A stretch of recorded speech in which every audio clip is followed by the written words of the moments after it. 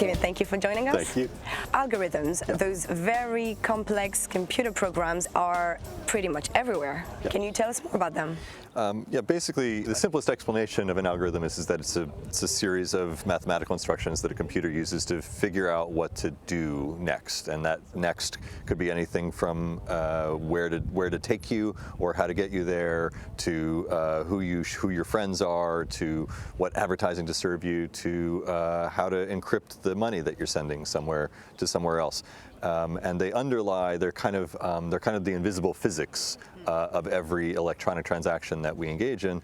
And to be honest, most of our transactions at this point are electronic. Social networks have sometimes been accused of being capable of swaying public opinion, Facebook in particular. Sure. But Mark Zuckerberg says it's a pretty crazy idea. Do you agree?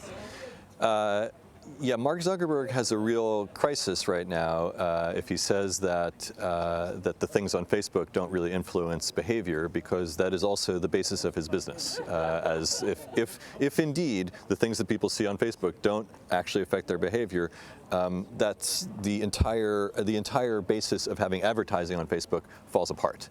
So either indeed, advertising on Facebook works, and it does change how people think about what they see there, or it's a wash and nothing on there matters at all. And I think he's in a very, very difficult position and has to really figure it out. I think that people who are in Silicon Valley, Mark Zuckerberg included, nobody entered into technology thinking about a role in civics. And yet, but isn't their role, though? It turns out that it is, because that is indeed where most people, at least in the United States, get much of their news, and that means that somebody has to take responsibility for that.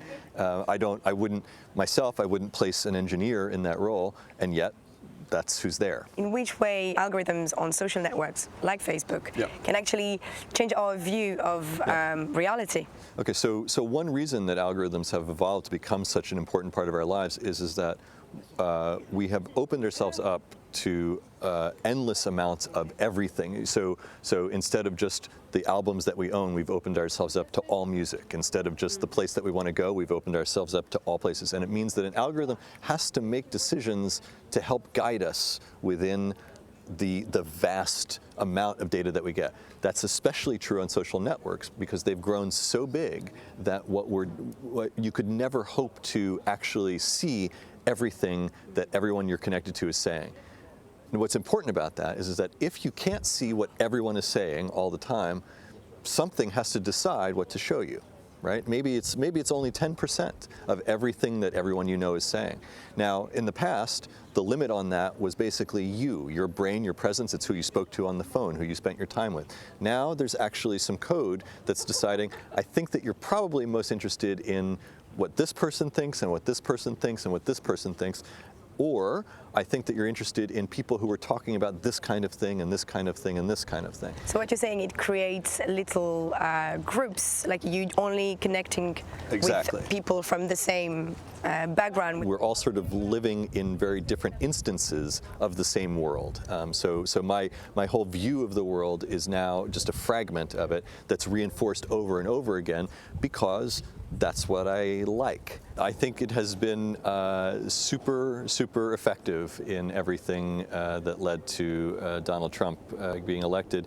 There are some very interesting articles being written just in the last couple days of really the data practices of the campaign, which were very specifically about really zooming in on people who already had a certain belief and just seeking to reinforce that belief, reinforce that belief, and reinforce that belief.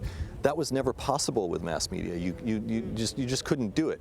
And I think that it's putting all other things aside, the genius of the way the campaign was run is only beginning to become understood. It's a tragic genius, but it's legitimate genius.